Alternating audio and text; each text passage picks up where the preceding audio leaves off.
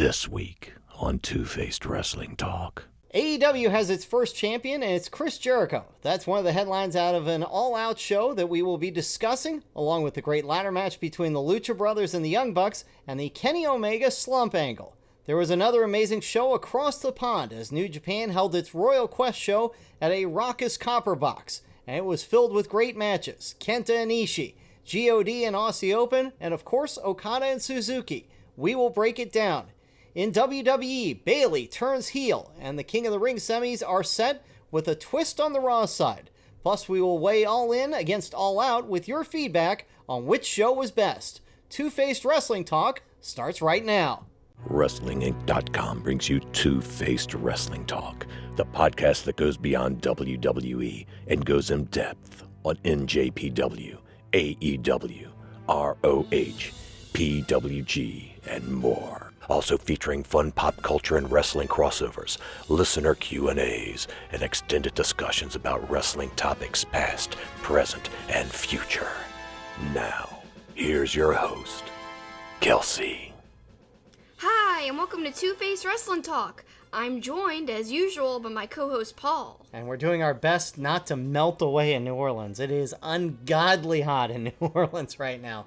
But we should feel fortunate. It could be worse. We could have been battling the effects of Hurricane Dorian, which was just horrible in the Bahamas. And luckily, most of the coast of the United States is going to avoid it. But our best to anybody who is dealing with the effects of that horrible hurricane. But we thought we were going to get it maybe if it went through the state of Florida. Luckily, that didn't happen. Yep. Good thing your parents are safe in Florida. That is true, too. Yeah. And everyone else. I just need some cooler weather, regardless of, unrelated to the hurricane, because I need to start listening to Halloween music, and I did start this morning. Yeah. So it needs to be fall weather for that to really go. You're a long way from that, as I think tomorrow's high is supposed to be like 98 or something. Yeah. Oh, well. Let's get to some tidbits before we get into the show, and we've mentioned it the last 2 weeks. This now is our final show on Wrestling Inc. Next week, special Friday the 13th, start on our own. Yep, you can find where to find us if you go to our website, twofacedpod.com. There's a tab called Find the Pod. Some of the icons don't have links yet because we're waiting to be approved by iTunes and Apple Podcasts. Hopefully that will be by next week. But if you go to the Find the Pod tab, whatever is kind of ready to go and able to be clicked, those are the feeds that are right and correct and ready to go. So twofacedpod.com, you can easily find us on your favorite audio platforms, or you could just try searching Two-Faced Wrestling Talk on whatever podcast app you use. And we hope you will follow us from Wrestling Inc. to our brand new venture. And of course, we want to thank Wrestling Inc. for hosting us for 54 episodes counting tonight. Yep, specifically thanks to Raj for always being so nice to us and for letting us do this podcast for so long. Indeed. Another launching news is we have kicked off our new Patreon site, and we're really happy with the levels we're going to be offering. Yeah, we've got a whole bunch of great rewards, including like a bonus wrestling talk video for the higher levels, but there's also some like bonus pop culture videos at the lower levels, and a bonus sports talk video for the $5 a month level, which I think is a steal, really. You actually get 2 sports talks with you per month. Yeah. Which is pretty good, I think. And plus, you get our brewery quest list, our full beer challenge list to see where we've been going all across the country to different breweries. I wrote down every brewery we went to together, and I put the website and little notes about the beers we had and stuff. So that'll be up soon. I just finished the list. And merch and special episodes and all kinds of stuff. Find it at patreon.com/superkickingit, SUPERKICKINGIT. Yeah, and we really hope you'll support us. We obviously would love the help and support to keep us going 2 wrestling shows. And of course, last week we didn't end up going to All Out just because it was too much money. So if you guys want us to survive and you love listening to our podcast, please consider investing. If you can't, that's okay, but it would really help us out a lot, because now we're paying actually for 2 audio hosting sites. I was already paying for one. We just signed up for a different one, so I'm kind of in the midst of having to pay for 2. It would really help us out. And it's really more like an investment, so thank you guys. Yes, thank you. And thanks to WrestlingTravel.org for all of their support of the show, and lots of big travel opportunities ahead with them.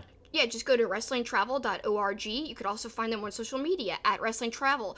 They're partnering with a whole bunch of people. They're actually presenting one of Impact's upcoming shows, which is really exciting. It says right on the advertisement, presented by Wrestling Travel. That's a big deal. So congratulations to Wrestling Travel and to Impact. It's kind of neat. Yeah. And again, support them so they can keep supporting us. And plus, it's a great cause because it's wrestling fans creating a travel site for other wrestling fans. It's a great company. Yep. Thanks to everyone with Wrestling Travel. But now it's time to give our opinions on the latest wrestling shows, news, and developments. It's time for headlines.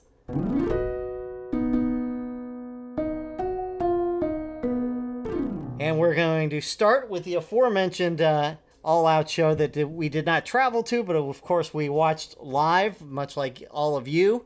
And we'll weigh this out with our viewers later in the show, which was better, All Out or All In. But there were certainly some good matches in All Out. I thought the Kenny Pac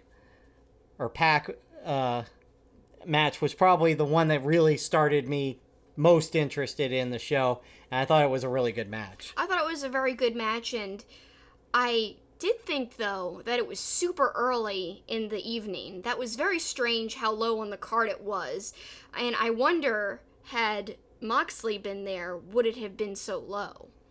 I don't think so. I honestly think that the Cody match could have gone there had Moxley been on the show. Probably. I think you're right. And one of the things that jumped out to me in this match, and again, this may be something AEW is going to have to look into, is how close the barricades are to the ring itself. Both Omega and Pac hit their legs on the barricade on their way out of the ring. Omega hit his foot on the barricade on a flip, and then Pac, his looked a lot scarier. He hit his leg across, and it was reminiscent to me of the TK Orion thing. That's exactly what I was going to say. We know how dangerous it can be. We saw the effects. Literally, TK's leg shattered on camera, live. I saw it live. It was a scary moment, and that's what happens when the barricades are dangerously close to the ring, so you always got to be aware of that. And they did some good selling after that, but I bet you their legs were actually a little bit sore. Yeah. Considering you can't really control your landing very much when you're literally landing in the middle of a barricade. Yeah, and Pac was doing a moonsault off the top, or off the ring post, so not anywhere really for him to go. And so, yeah, I thought it was scary. I was like, I cringed when it happened. Great match, though. I think it could have been even longer. However, I would have liked to have seen it gone even 5-10 more minutes. And of course, they're pushing this whole Omega slump angle, in which his loss kind of supports that angle. But he did win before. It's not like he's and no wins at all before going into this match. So I guess I feel like the slump angle going into the match was a little bit of a stretch. Now it kind of makes sense. You could say now that he's in a slump. That makes more sense. But I find it interesting. We're going to probably see the Kenny Omega chasing angle, which, Kenny Omega, we saw him chasing the title with Okada. And that actually was really good for his character and his persona and how over he was with the audience. And I think we're going to see a similar thing now. And I think that will be really good. However, we're going to get that match with Moxley at the Full Gear pay-per-view. Will that be another blip on his record? Will it be a loss? I don't know, because I have a feeling if they're going to go the slump angle, he's going to have to lose. But you could paint it the other way. Well, then, man, Omega's looking pretty darn weak, but that's the whole angle. So, I don't know. Either way, it could make sense. Well, he lost in this one after Pac reversed the One-Wing Angel into a submission brutalizer, and Omega just passes out. So he didn't tap out. He passed out. I floated, as we were watching this match, that maybe they do the slump angle, that Kenny reassesses himself and goes back to the cleaner. And maybe we see the old cleaner entrance and all that. Best. Yeah, the cleaner right, was and awesome. The rise of the Terminator and all that stuff. Maybe this is kind of I need to go back to my roots kind of thing, and he, maybe in that Full Gear he does come out in his old gear. Yeah, maybe so. We'll have to just wait and see. And I do want to back up a second before we go forward and talk about the Jurassic Express, the new name for Luchasaurus, Marco's stunt, and Jungle Boy? And Jungle Boy. Yeah. I think it's a great... Or Jungle Jack, which we'll talk about in a second. I think it's a great team name, and I really loved in the video package, and this is the only reason I'm talking about this. I mean, I loved the match, but the part that stuck out to me the most was the cup of water that they show vibrating in the open, which is a direct homage or tribute to Jurassic Park, where you could see the vibrations in the water shake, and you know that T-Rex is coming, and they're all looking like, oh god, what's happening? It's crazy how over Luchasaurus is, and he's so awesome. My dad actually just met the guy from Jurassic Park at the airport. Bill Paxton? No. Or Bill Pullman? No. No, or I don't even remember which one. Jeff Goldblum? Jeff Goldblum. I couldn't remember his name. I'm mixing up movies. I don't... Bill Pullman is definitely not in Jurassic Park. He's a Twister. Yes. Yes. Oh, they're dropping it. Like, if you ever go to the Twister thing in Universal Studios, he's like, oh, they dropped a 8-ton whatever truck on me and Helen Hunt. I don't know the way he says it. He's like, they dropped a truck on me and Helen Hunt. And it was a terrible ride, I guess you could call it, but they dismantled it. Now I kind of miss it. We've diverted well off the path there. Jurassic Park, it started with, and my dad met Jeff Goldblum. Jeff Goldblum, yeah. He said he was cool at the airport. How about me just spouting off actors that weren't in? Life finds a way. Our wrestling podcast is going to have to find a way to continue after this sidetrack. This is true. Yes, let's go. Right after that, probably the second best match of the night. You could even argue the best match. It was certainly fun and entertaining to watch. Darby Allin, Jimmy Havoc, and Joey Janela. These guys are all crazy. The coffin drop with the barrel, that was my favorite part. And it was interesting to see that they had lightened up the barrel. If you guys remember when they used a barrel at All In, it definitely seemed truly heavy, like a real legit barrel. This was like kind of like a phony barrel, just used for looks and advertisement, which is fine because it worked really good in the match. Way better had it been heavier. So then if it would have been heavier, I mean. Yeah, Darby Allin... the coffin drop was awesome. The coffin drop, and then don't forget earlier, the skateboard with the thumbtacks. That was incredible. There's so many good parts of this match, and man, Janela just taking that wicked bump when he goes to flip onto the floor and nobody's there, and he just thumps onto the floor. Brutal! Just another reason out of like the billion reasons there is to love Joey Janela, in my opinion. Yeah, I mean, I love all three of these guys because they're just crazy. I mean, you know... when we talk about appreciating the wrestlers that are putting their bodies on the line for our entertainment, these three are the epitome of that because they're all nuts. Man, and how surprising was it that Havoc actually got the win? Because we had been saying he needs to stand out in this match, he needs to shine, because the other two guys had previously, before this match, had a way bigger spotlight, in my opinion, than Jimmy Havoc did. So I think it was good that they let him get the win. What I like is, you know, we talked about that Jimmy Havoc needed a push and needed to get over a little bit. And so I'm glad that happened. And, you know, I think Darby Allin's momentum keeps growing, and Joey Janela, obviously, everybody knows him. And so these three guys, it's going to be, I think I said it to you during the match, how much of this kind of match will these guys be allowed to do on TV? It is TV 14, so it's going to be interesting to see. You know, because that's what the essence of these three guys is these crazy matches. I think what we saw at All Out wasn't anything more than TV 14. Yeah. So I don't think that they couldn't do what they did. I mean, I don't think it's too over the top or anything. If you remember when Raw was, you know, that rating, there was worse stuff. Yeah.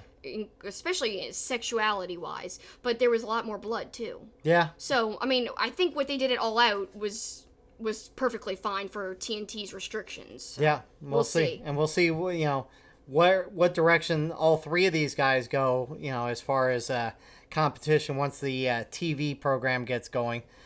The match after that, Dark Order beat Best Friends. I did like JR commenting about it again. This shows the commitment of AEW towards tag team wrestling.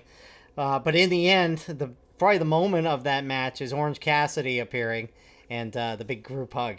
I loved that a lot. And I know a lot of other people enjoyed it as well. You haven't traditionally been a fan of Orange Cassidy. What'd you think of his appearance in this match? He doesn't excite me, but he does do some cool stuff. I mean, with his hands in his pockets, he's just flipping out of the ring. That's yeah, cool. Yeah, when he does the suicide dive and all that, yeah. How could you do it? With your hands in your pockets? I couldn't do a suicide dive through the, on the... Without your hands in your pockets? Like big foam things without my hands in the pocket. Okay. I'm not sure my fat ass could fit between the ropes. Whatever. Anyway, I think it's pretty cool what he can do with no hands. Yes. I'd be scared to wrestle like that. Like when he just acts all casual. Like how is he not all freaked out like that? He would when he did the kip up. Yeah. I was like, what if he wouldn't have been able to have enough momentum to actually kip up, and then he wouldn't look like a cool guy character like he's supposed to. So if he would have messed up in that moment, it could have ruined everything for his presentation. So imagine the pressure in that one moment just from a kip up. Because his hands were in his pockets. Yeah, no, he's impressive, and he's definitely over. There's no doubt about it. So you praised JR's commentary a minute ago in this very match, but in this same match, he keeps questioning who Orange Cassidy is to an alarming extent. Like, come on. At least pretend to know the product. He might have, said it that way so that the other announcers could explain for the people watching at home who are like, who is this? So maybe he was prodding them, saying, come on, explain who he is for the people at home. But it came off more to me like he didn't know who his own roster was. You know what I mean? Yeah, and we'll talk a little bit more about JR in a bit when we wrap up this segment. But yeah, that was a little, sometimes announcers will act like somebody is just a complete surprise guy, and that's fine. But yeah, the way he said, who is this guy, was And he kept saying it over and over, more than once. So, I don't know. That was what was odd to me. What'd you think of the Cody Rhodes-Shawn Spears match? I liked it a lot. However, I think the finish should have been different. How so? I think Shawn Spears should have gone over. Yeah? They were building him as a heel, and, just a total 180 different type of character than the character of Ty Dillinger from WWE. I thought they did a good job of building him up and making the story intriguing, just to have his momentum squashed. I just think he could have been a better heel and a more threatening heel had he won for the future of the company. Whereas Cody now, I think he's got one of the best win-loss records in the entire company. So you're setting up one of the owners as kind of like a Triple H situation. In fact, our friend Anthony at Smark to Death said, he's going to turn into Triple H here soon. He basically is Triple H. I'm like, oh, geez. I joked with you that the Young Bucks and Cody Rhodes were putting themselves over in this promotion. The Young Bucks put other people over. Cody, I'm not sure. I don't know. I thought some of the other stuff was just as entertaining in this match, whether it was MJF challenging Tully Blanchard or the arrival of Arn Anderson. That was the best. God, the crowd went insane, and they were marking out, and just the roar from the crowd was so insanely loud. And he delivered a same old, as good as always, Triple H spinebuster on Spears. Yeah, he did. He did. And I'm sure it felt good for him to be a part of AEW after the falling out at WWE and getting a chance to perform on the stage like that. That was pretty awesome. Yeah, that was really a nice little touch. Fun throwback. We criticize, people for being too nostalgic, but I think it had a place in this match. I agree. So probably the match of the night, no, probably it was. The Lucha Brothers versus the Young Bucks. We knew it would be. It was for the AAA Championship. And these guys delivered right from the get-go. The Young Bucks coming out in masks, I thought was awesome. It was really great, and they had a tweet actually that said, to beat your enemy, you have to become your enemy. And it showed them with those masks on in this, really menacing tweet. It was awesome. It was like a GIF. I loved their gear, like we just said.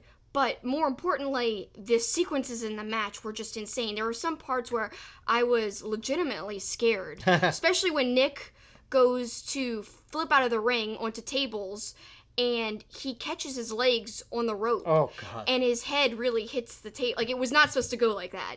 That, just made me go, no! Yeah, no, that was a horrible crash. I was scared. But he tweeted the day after, or 2 days after, I'm alive.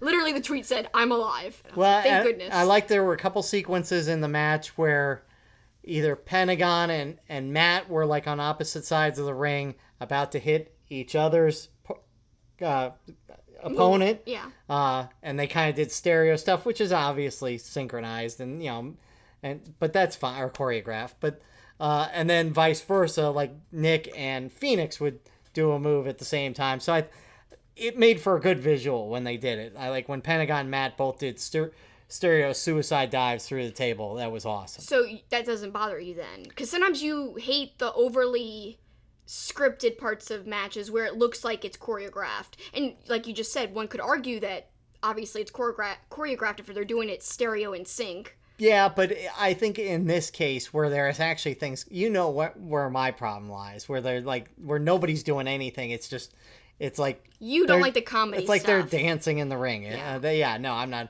a big fan of that. Shocking part of this was when Matt ripped Pentagon's mask off. Yeah, like full on took it off. Yeah, like total heel. That was awesome. And people were booing for a second, like, no. I just love the whole thing. It was insane, and I honestly think it's probably their best meetup out of all their AEW meetups. And even if we include PWG in there, it might be even the best out of all their meetups, including that. Well, we talked about the Young Bucks having masks on at the beginning of the match. At the end, 2 masked figures appear, and that elicited a little bit of a squeal from Kelsi. Yeah. LAX!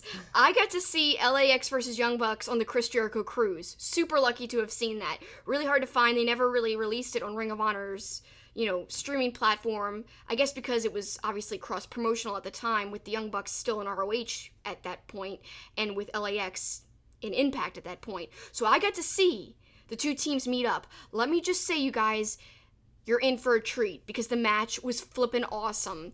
And just knowing that we could get that potentially eventually in AEW, pretty darn excited. I know how good it could be. I saw it firsthand in the first row on the cruise. Yep. So pretty darn cool. No, I can't wait when they square off. You think about the 3 tag teams that were involved there are 3 of the best in the world, and the possibilities for matches. But then you figure in Best Friends and Dark Order and Helico and Evans and all these other tag teams. SCU even. SCU. I knew I was forgetting somebody. I mean, again, the commitment to tag team wrestling in AEW is, I think, the thing that is going to set it apart more than anything else. I think so too, and I think right now their tag division can't be touched. It's really strong. No. I mean, they can add to it, obviously, if like the Revival left WWE. Right. But let me, before we move on to the rest of the show, put you in the spot and say, it was a great ladder match, but did you like this Bucks ladder match better than the Bucks Hardys ladder match at Supercard of Honor that we were there live at in Orlando? Well, it wasn't really Orlando, but... I didn't like this ladders match as much as I like G.O.D. and the Briscoes. Really? Yeah, I thought G.O.D. and the Briscoes was better. Oh, that's surprising. This was great. This was fantastic, but... So not your favorite ladder match of even this year? Not even in the last month, no. Gosh, wow. Yeah. I wasn't expecting that choice to be so easy for you. No, and it was great. It was fantastic, and it easily is one of the matches of the year. The Briscoes God match was pretty darn good, I gotta say. Pretty insane. Yeah, it was. It was more bloody. Yeah, it was, and it was crazy, and this was crazy, but... No, I mean, look, you can flip a coin. I mean, they were both equally as good. I guess it's just personal preference. To answer your question, whether the Hardy one was better, I don't know. Just because I love the Hardys so much, for me, older nostalgic factor too. Probably, I guess I would. But God, I love the Lucha Brothers so much, and I love Phoenix so much. I don't know.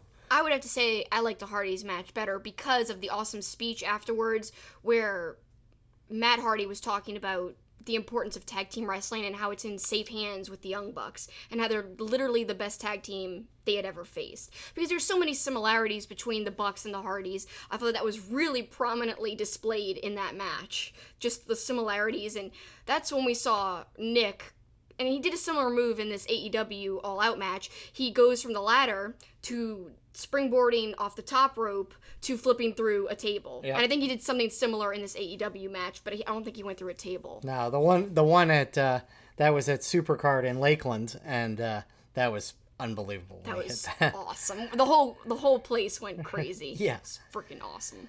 Night concluded with Paige and Jericho for the first ever chance to raise the AEW championship. Paige comes riding in on a horse, which was unique. It was awesome. Also unique, the first female ref for a men's championship match which was pretty cool for It was her amazing. as well. And I think she did a great job. And she had one of the best reactions of a referee. It was very Charles Robinson, like when I think Jericho kicked out of a move that Paige had done, and her look of exasperation. Someone freezed that exact moment you're referring to and was like, accidental Renaissance painting. Because the way they froze it, it looked like a Renaissance painting because she was like posed like on the ground and she was like, oh. And then like the other people were like, oh. It was just very much like a painting. I wish I could remember who tweeted that so you guys could go check it out, but it was a great tweet and a great moment in the match. I thought the match was decent. Oh, actually, before we get away from the ref, you noticed one of her actions in the match that was not so discreet. I don't think it was her fault, though. I think it was the camera angles and the directing. And, you know, for much of the show, it was better. Because if we go all the way back to the pre-show with the Women's Battle Royal, the cutting in the control room, the camera takes were terrible. They kept missing things and stuff. So that was bad camera work. But again, in this Paige Jericho match, another bad camera work part was when you could clearly see her handing Jericho the blade. Yeah. Like, I see her reach in her pocket. I see her hand him something in his hand. Like, I saw the whole thing very clear as day. Yeah. And then he goes out the ring, and sure enough, he's bleeding. Sure enough. It was just way too obvious. Again, it's not her fault at all. I just think they could have totally taken another shot where you couldn't see that angle of her hand reaching in her pocket. There wasn't a lot of like epic moments in this match. I thought that Jericho catching Paige out of the shooting star press into the code breaker down on the floor was awesome. And even though we're not huge fans of the Judas Effect, I thought the way he hit it to win the title was pretty good. Looked better, and it was hard to follow that Lucha Brothers Young Bucks match. Yeah. So it was good for having to follow such an insane, high energy match that really probably tired the crowd out. So taking that into consideration, I think the main event was really good because it had to contend with that. And we're going to talk more about comparing All In and All Out in our second segment. We asked you guys about it, and we'll get some of your comments on that, and we'll weigh in as well on our thoughts. But Jericho sure did enjoy having that championship until he lost it, like, right away at Long Horse Steakhouse. But he has recovered it. It has been recovered. Yes. So with the help with a little bit of the bubbly. There's this meme going all around. You probably don't even know anything about it. No, I heard you watching it the other day. God, it was so funny. They did a Spice Girls remix with a little bit of the bubbly mixed in. They did a whole bunch, like a Limp Bizkit one. God, it's so good. I could watch those all day. Anyway, he found it. Yes. Let's move on to JR's commentary. I know this is a hot button topic. We have talked about this in the past. Look, I'm the older one here. I watched JR through the 90s, through the Attitude Era. He is a legend. He is great. Nobody is disputing that. He just doesn't fit in AEW. And I know there are people that are going to scream at their devices that they're listening to this podcast on because they are loyal to JR. And again, it's not a shot at JR. It's just not a good fit. There's people, like, defending to the ends of the earth, like, saying that we weren't really qualified to give that opinion. I think if you're making constructive criticism, we're not trying to be mean. We respect JR greatly. That's the whole thing.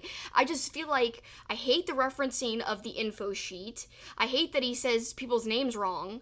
I hate how he seems confused about the company in general. Like, you're supposed to be promoting and pitching this company to new people. You're supposed to get this stuff over with them.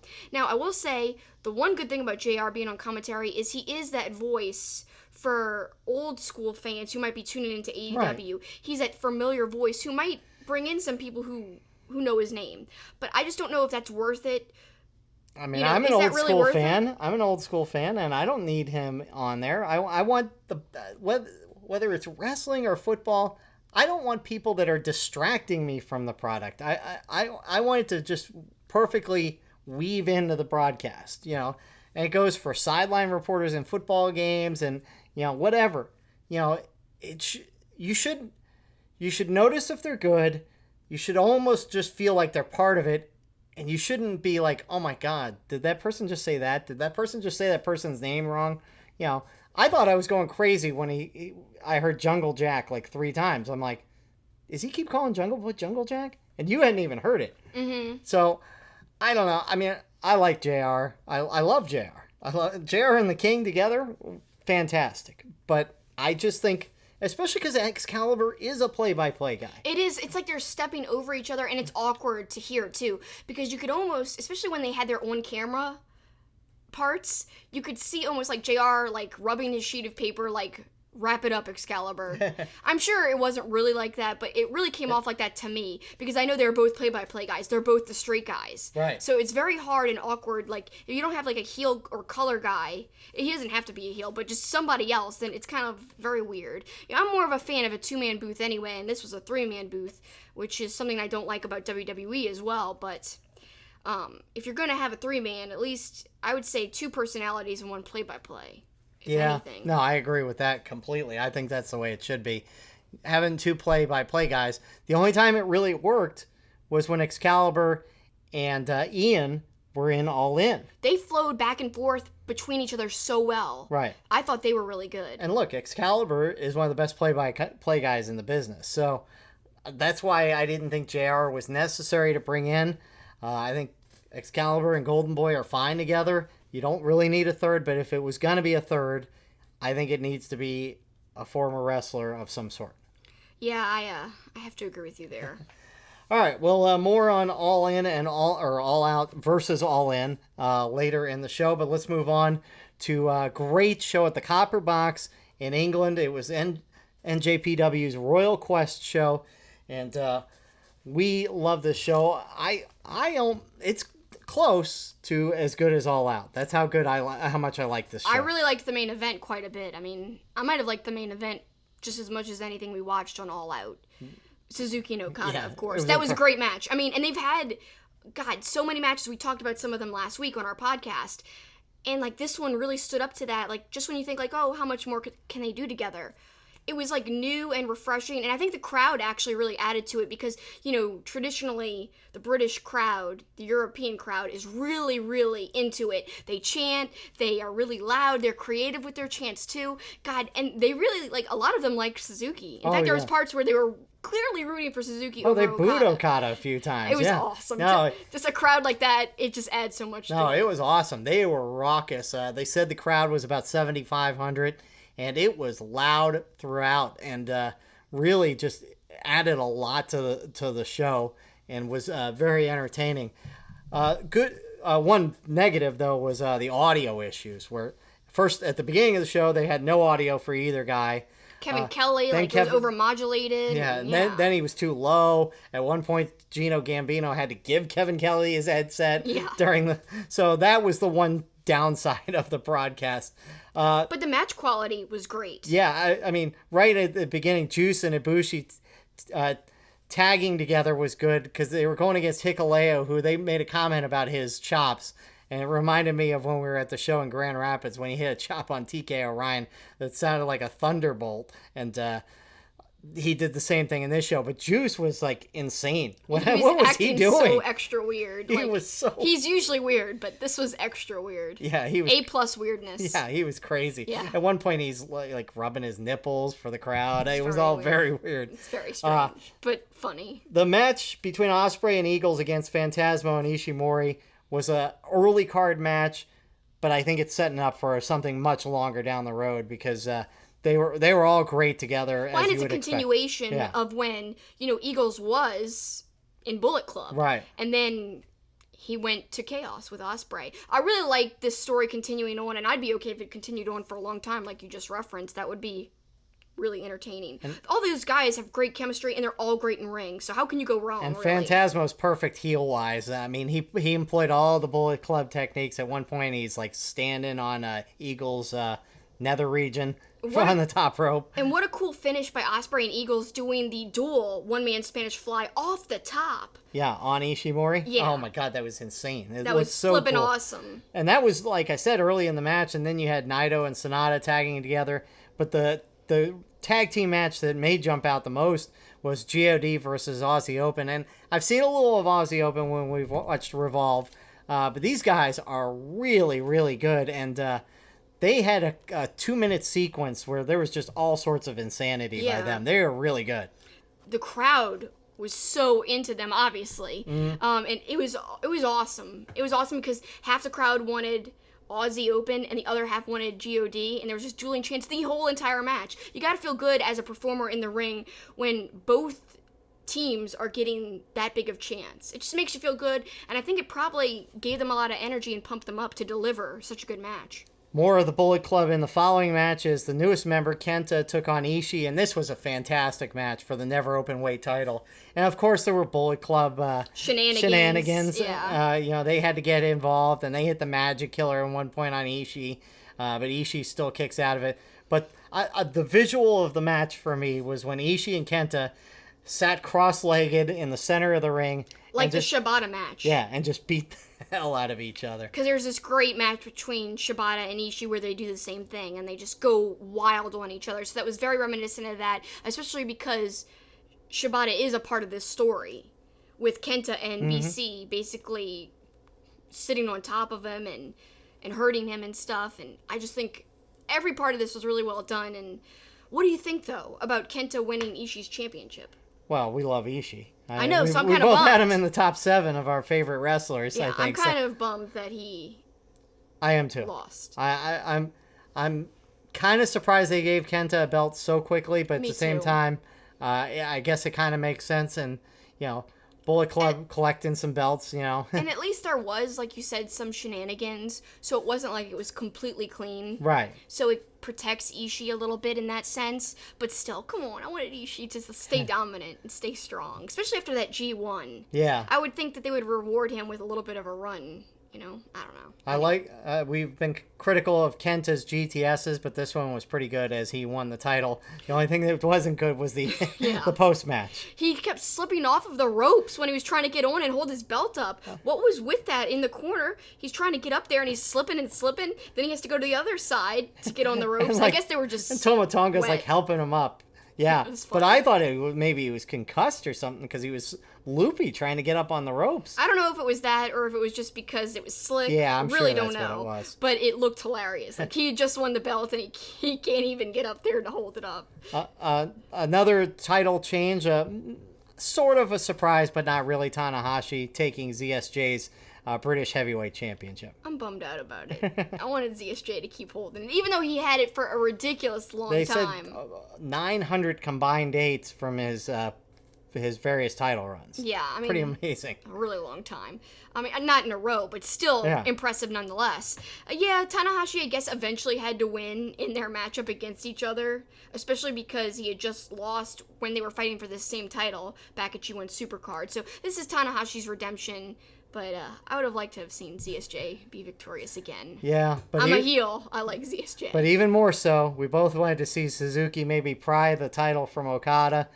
In the video package, I love that they referred to Suzuki as the most terrifying of kings. That was a great phrase. Like, what the hell? Who came up with that? And I love the visual pre-match as Okada comes down the ramp and Suzuki standing down, looking down at him from the ring with that towel over his head and the menacing stare, and Okada staring back at him. I thought it was a really cool stare down. It really was, and man, talk about the crowd reaction. We've been saying that all night about the whole show, but the crowd singing Kazani Nare, that was like, whoa, Yeah. sounded so loud.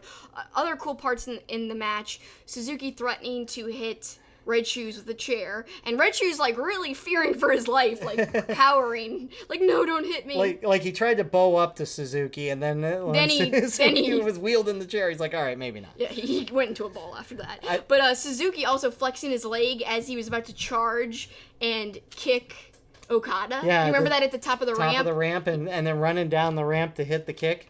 Yeah. Suzuki's still got some speed for a older guy. Suzuki's got everything that you could want in a wrestler as an older guy, or any wrestler, any age could want. He is like the definition of perfection when it comes to a wrestler. Oh my god, the laughs in this match. Oh, they had so many great facial expressions, and not only Suzuki. Of course, we know his awesome, like, like evil laugh and grimace, but Okada had this weird, cocky, mocking smile at one point, saying, like, come on, bring it on, give me more, Suzuki. So Okada was coming with the awesome facial expressions, too. I loved Okada was mounting a comeback, and Suzuki just slugs him, and then he turns to the crowd, he's like, come on, Okada! Like, trying to rally up the crowd. I thought that was great. Yeah, it was great. And like I said, the smiling, Okada putting his hands behind his back, saying, like, come on, forearm me and slap me. And Suzuki did both. And he just kept, taking more and more. It was epic. God. So this actually, because we just had watched the 2017 match between Suzuki and Okada, in which I literally said last week, I observed in that match that Okada and Suzuki had some exchanges in the ring, but not really very many exchanges. There was multiple exchanges in this match, and they all lasted for a very long time. So I feel like there was way more exchanges and less submission work in this match compared to the 2017 match. At the end, Okada would hit a tombstone and a rainmaker. Actually, kind of a reversal because obviously Suzuki was trying to hit the Gotch pile driver. After the match, Okada looks down at Suzuki and indicates that he wants him one more time. So when? I'm waiting. And Gino Gambino is like, what does he have, a death wish? That was a great comment by him. But I don't care when or where, I will watch it. But I wish it was soon. Like, of course, Sonata's next. Yep. He came out to the whatever. Let's just fast forward through Sonata because he's not my favorite. Let's go back to Suzuki and actually have Suzuki win the IWGP Heavyweight Championship for one. Yeah. But of course, I knew going into this match, Suzuki's not winning the belt before Wrestle Kingdom. No. No way. No. But... So it was kind of like, you knew what the conclusion would be. Doesn't make the match any less great. But the question is, will he get a title before it's all said and done? He's got to. And you would almost want it to be sooner than later. You don't want it to be like a ceremonial kind of thing. You want it to be while he's still really good.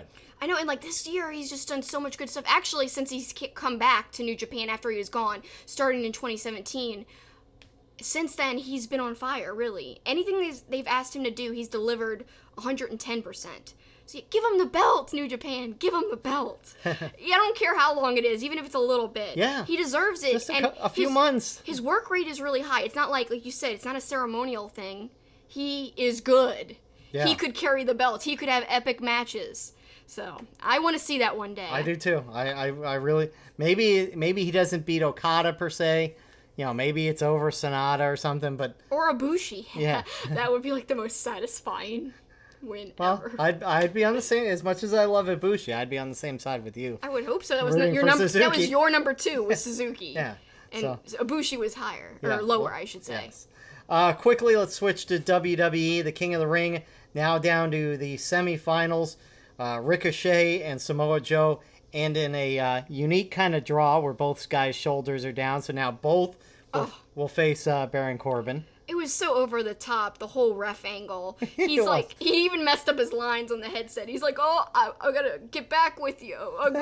He messed up some line and had to re-say it again. So what's the deal with him saying, like, I'll take it under advisement? And so he's talking to them through the headset, but then he goes back. So what's the point of even talking to them on the headset if you're just gonna go backstage and talk to whoever you were just talking to in person? I did like when they were doing the review, it was kind of like in the short-lived Alliance of American Football when you could hear the person doing the review and them talking to it. I thought that's kind of what they were playing off of a little bit. But in the end, Samoa Joe and Ricochet will both go on to face Corbin, who beat Cedric Alexander. I'm not surprised Corbin beat Alexander, especially since they had Alexander get beat up before the match. I'm surprised that Ali lost, because why have Buddy lose to him if Ali's not going to go further? I thought the whole point was, okay, give Ali that push he missed out on a couple of months ago when Kofi took his place. But since they're not doing that, why not just go with Buddy and give him a little bit more momentum because he was on a hot streak anyway? Yeah. I don't know. And they've killed my thing last week. I said I wanted Ricochet versus Ali or versus Andrade. It's not going to be either of them because Chad Gable beat Andrade. So Gable versus Elias. So my guess could still happen. I remember how you said, what's your dream scenario? I said Joe versus Gable. Yeah. Technically, it could still happen. Well, and especially because Joe had a little interaction with Gable before his match, saying it was ridiculous that, he doesn't get mad, or that he still gets mad that people make fun of his size. And then he said if he did win King of the Ring, he'd look like a big old baby wearing adult clothes sitting on the throne. So maybe they are setting that up. Who knows? That would be awesome. Let's talk about the big thing everyone's talking about, the Bayley heel turn. Unexpected, kind of. But also, people are happy because they wanted this for a long time. I don't know why people are so into her being a heel, but I think it's a little bit awkward. She's not bad. She's a baby face. I know. So it's going to be hard to sell her as a heel. And she cracked me up because you could tell she was tentative with the chair. I know. Like she was. That was on SmackDown, huh? Was it on SmackDown when she was using the chair? Because no. I can't remember which one. No, I think it was on Raw. It was on Raw, yeah. I thought they came out again on SmackDown. Maybe too. It was. Because Charlotte. It was on Charlotte. So she was. So SmackDown, right? Yeah. So she just was so tentative with the chair shots, like I don't want to hurt my friend, kind of thing. And then Sasha gets the chair, and she's like, "I'm beating the hell out of you. I don't care. I'll hurt your shoulder. I'll get you wherever." Because Sasha's shots looked real and painful. I was like, man. So we'll see how that Bayley heel turn goes. I'm not a huge fan of her being heel, but it gets her and Sasha back together, so that's cool. I'd rather see them feud. Well, I'd rather Bayley be the face and Sasha be the monster heel, but I'm sure this is going to lead up to that eventually. At some point. There's got to be a splintering at some point. It's just Bayley's such a good heel, especially for merchandising, for kids. It's like, there's so few baby faces that are that pure in wrestling.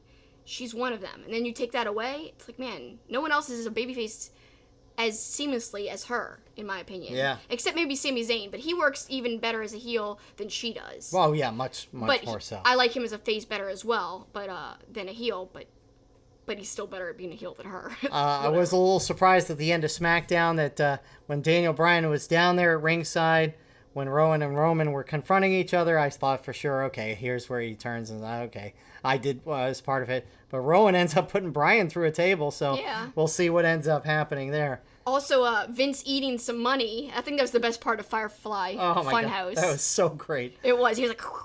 That was one of the best Firefly Funhouses, because it was such a great dichotomy with him, with the mixing in the Fiend stuff, and apologizing it, but also the friends, the evil Vince. The help me, the little whatever that thing's supposed to be. The rabbit, I think, yeah. I don't know. He's like, help me! And then he pushes him down like, don't look at him. It was awesome. Yeah, so lots of fun with the Funhouse, and WWE heads to Madison Square Garden next week, and we will get that semifinal match between Ricochet, Samoa Joe, and Corbin, with a chance to go to Clash of Champions to face the SmackDown winner between Elias and Gable to become the King of the Ring. Now, when we come back, we go back to All Out and compare it to All In and get your thoughts on which was better.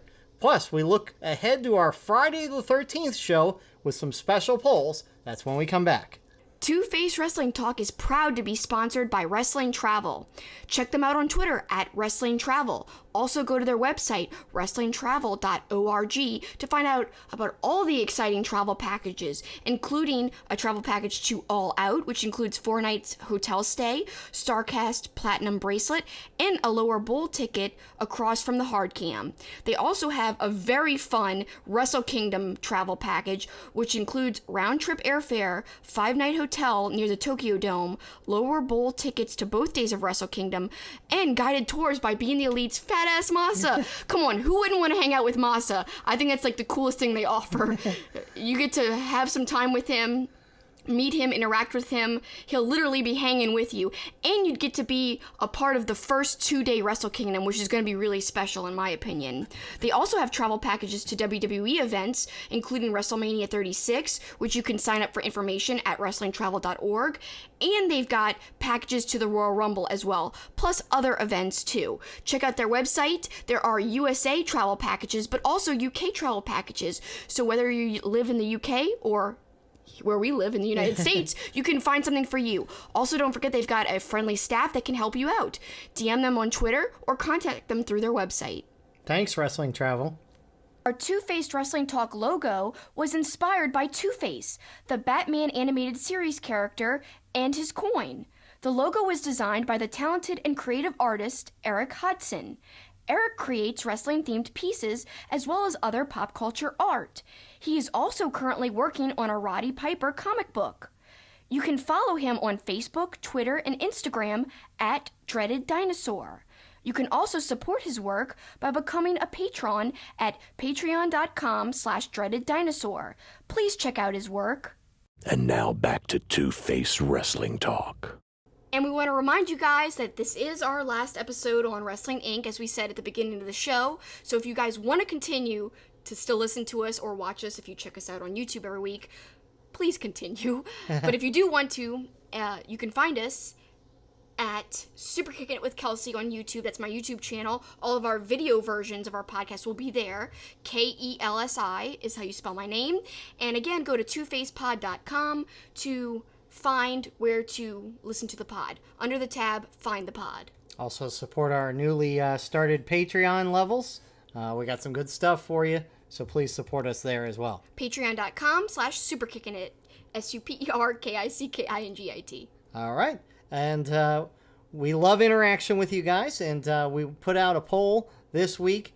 And before we get to the poll, we will discuss among ourselves here, All In versus All Out, which was better. All In. Yep. Oh, hands down. Hands down? Yeah. Really? I loved All In. I was way more excited for it. I don't know if I'm biased because we were there. Maybe that's why. If we had been to All Out, maybe my opinion would be completely different. But although I loved the triple threat match at All Out, and I loved the ladder match between the Bucks and the Lucha Brothers, there was something in the air about All In. I mean, when Aldis and Cody, right, like, and up to that, I liked Aldis, but, like, I didn't really invest in Aldis. I just feel like that was such a huge match between two people who were just kind of, like, medium card guys. But somehow the match was, like, raised up this to... epic thing. Yeah. So to me, that was, like, so special. It was hard to beat that. Not only that, but... I don't know, there's a lot of really cool parts. Like, I love how Ring of Honor guys were involved, like Jay Lethal and stuff like that. Yeah, I was too, and that's part of the reason I think I liked it, because Jay Lethal was part of it. The Briscoes were part of it. And... So, I obviously, again, like I said with that, when we were comparing matches, you could flip a coin. They were both great, but I think, again, maybe because we were there, All In. Yeah, and I love the Battle Royal at All In. Yes. And that was the very first thing we saw, and I got so hyped after that. I was like, oh my god, that was like the best Battle Royal I've ever seen. It was so good. And, I don't know. That really got the night off to a great start. Like, you knew this could be something special. And then when the Bucks came out, before it even went on air, the Bucks came out and were, like, pumping people up. It was just a lot of fun. I don't know. I do think the Bucks match was way better at All Out than their main event that was rushed at All In. I agree with that as well. Skrull versus Okada, too. I mean, you had Okada on the show. Yeah, that was a wonderful match. Exactly. Pentagon versus Kenny Omega, with Jericho being the big surprise. Right. Just, there's a lot of great parts of All In. Yep, I agree. So you put it out on Twitter. I loved both All In and All Out, but since I always pose these types of either-or questions, if you had to choose, which show did you enjoy most, All In or All Out? Which card did you like better? You can explain your vote in the comments below. And like us, 284 votes. All In wins it with 56% of the vote. Yep, and that means that All Out received 44% of the vote. So pretty close when you look at it. It's not like All In won with a landslide or anything. Right. It was pretty darn close. In fact, in some of the explanations, a lot of people were saying All Out. Some people were saying All In because of the nostalgia. But let's get into the people's comments. And we'll start with Good Guy Dave at Dave Pozevsky. I love them both. All In was a statement. It was like raising a pirate's flag on a ship and saying, we are here. And that way it remains legendary. All Out is the conclusion. They're showing everyone what they can do here. I liked this one better because everything came together nicely. I agree with him there. Yeah. And that, All In was kind of like this standard, like it was the first one. So I think that's another part of it, is because it was the first one, it seems bigger. It was so cool, the analogy of the pirate flag. I think that was well done. At the _31, All Out was the worst of their big three shows by far. It's important to note that that's our friend Jeff, who's a contrarian, so... But, I mean, there's nothing wrong with saying that that's the worst of the three shows, if you thought Double or Nothing was much better. So. I don't think All Out was worse than Fight for the Fallen. I think he's talking about the 3 big pay-per-views. Oh, he means like All In, Double or Nothing, or All Out. Yeah. If he's referring to those 3, I don't know if you could technically count All In as an AEW show. True. If he's comparing just to AEW shows. Maybe. So I don't know. It's hard to say. All right, go ahead. Our good friend Zach at Zach Shee 130, All Out, no ties to ROH, so he's saying that's a positive. No ties to ROH, as he said. AEW moving forward as a company. World champ crowned. Women's title match established. Stories continued from previous shows. That's a good point. Then we've got Derek at Derek Stark. I honestly don't think I can choose between them. I believe they both were amazing. At Nacho Coal Mine says, I clicked All In, but now that I think about it, All Out had better matches. So even in mid-vote, people can't make a decision. It's hard to choose. Our friend Teddy at Zelanthus89, I felt like All Out was better produced and the matches were all solid quality. Then we've got at Bizarre 1000, All In simply for the first time ever, Penta versus Omega, Cody wins NWA title. That was really good times. Yes, it was. At Mad Nutter 0102, I preferred All In because it was relatively new. This show was good, but it was nothing special in my opinion. I also felt it still went a tad too long. Then we've got Gary at Deuce McHenry. All In had better names, All Out had better action. So he's not really taking a side there. At Nathan Grice, All Out was better, but there was a lot of missteps made in the ring tonight. They did the right thing, not putting the belt on Page. He's too bland and needs to get better at telling a story in his matches. I don't think he's bland, but I do think he's not an established name yet. So going on to TNT, Jericho's the right choice. And as we saw, he lit up the wrestling news world and even some of the mainstream media world with his whole little bit of bubbly thing and losing the belt that made headlines. So It was all over Twitter. So in that way, everyone was talking about AEW, their title belt, Chris Jericho himself, and it was actually positive. Moving on to at Deep Fried Whiskey, All Out had the better matches in production, All In had the better crowd, and not having a promotion to build stories or having titles to work toward benefited it greatly. It was just able to exist on its own. All Out had bigger expectations of what follows. Good points there. At Metallica T84, I was at All In last year, and it was a historical show with an amazing super indie card with possibly the best battle royal ever. And tonight meaning All Out, was a solid show, so it would be unfair for me to pick. Then we go to our friends at somewhatnerdy.com at Some Nerds. I say All In just because we were there, but All Out was pretty damn great. At Bodega Wrestling, I will like September's show titled In Between.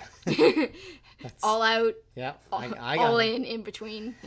Yeah, at Joel Pearl, All In was special for the mishmash of talent and the coming together of all these wrestling voices, but it lacked structure. Tonight's All Out needed to be a statement with proper stories and structure. They did that, and I preferred it, to be honest. I don't know. I think All In had some structure, especially with being the elite and everything. But I understand his point. At Cho431990 says All In was way better. Carl at Carl Hill 76, All Out felt lacking. I think this is why. And then he has a gif of Okada doing the Rainmaker pose. So it was lacking Okada. Yeah, well, when you don't have Okada, you are missing out in some extent. That's true. At Derek_Dolson23, anyone saying All Out is delusional. Kenny versus Pentagon, Marty versus Okada, and the women's fatal four-way, which, by the way, that was amazing. Yeah, I love that match. Were all spectacular matches. This one had the ladder match, but the other matches weren't that great at all. I like the triple threat, but yeah, to me, like, the matches I liked the most were just those two matches. And then, like he said, there's so many other great matches from All In that had, like, a great feel. Like, the women's fatal four-way match. Yeah, so good. I'll take that over both matches, women's matches combined in this show. That's how good that fatal four-way was. It was really an epic fatal four-way. At Guardians_comic, I picked All In, but only because it was the show that I saw live instead of from home. A lot of people seemingly were at All In that didn't go to All Out, by the way.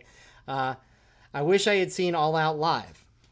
fair enough to whether they can compare the two equally. Yeah, it's true. Well, I mean, kind of part of me wishes we would have saw it live to compare equally, but it was nice to save some money too. Can't be at every show. That's true.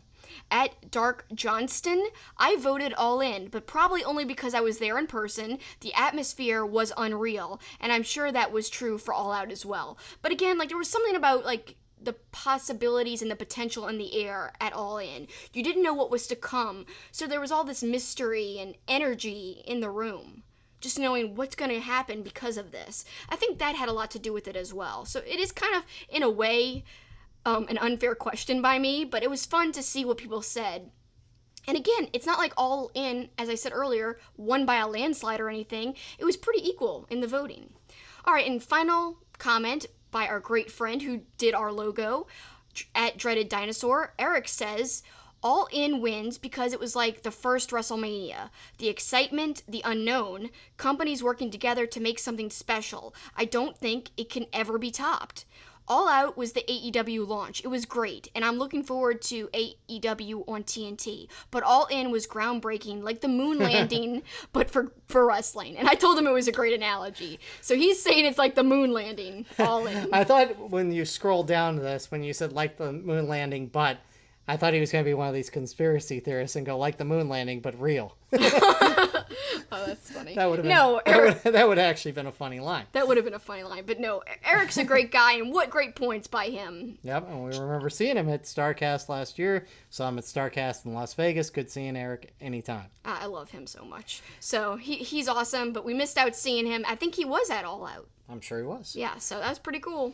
So great answers, and we're hoping for really great answers for our first show next week. It's Friday the 13th. We're on our new platform next week, and over the course of the next few days, several Twitter polls we want you to answer. First off, is Friday the 13th lucky or unlucky? Please vote lucky, because I was born on Friday the 13th. I don't want it to be unlucky. My mom and dad think it's lucky. Yes, Does that I'm count? sure they do. Yeah. The second question will be, are you superstitious? Again, people are superstitious about Friday the 13th. What is your superstition if you're superstitious? And then finally, the wrestling angle that we want you to weigh in on with some explanations. What current wrestler, active current wrestler, is the luckiest wrestler right now?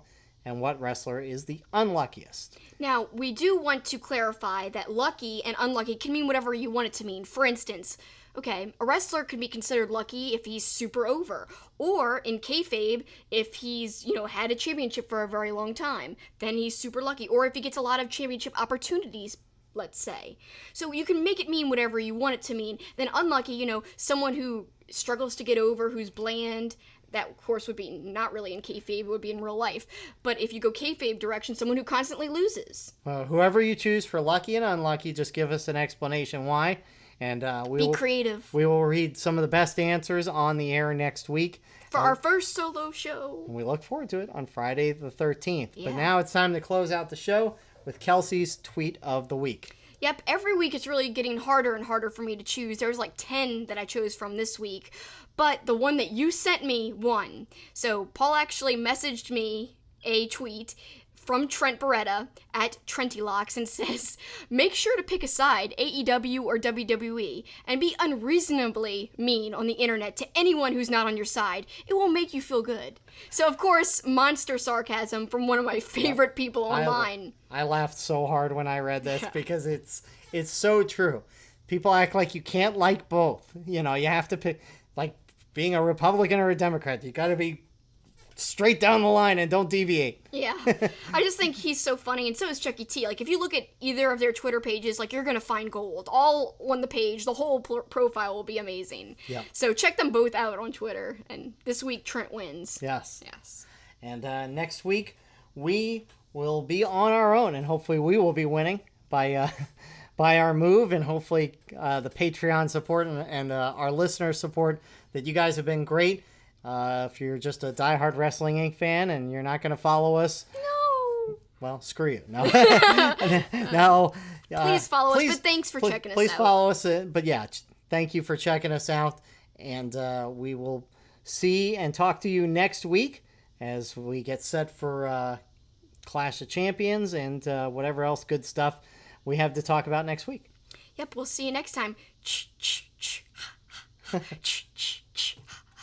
But until then, that's it for us today. That's the finish.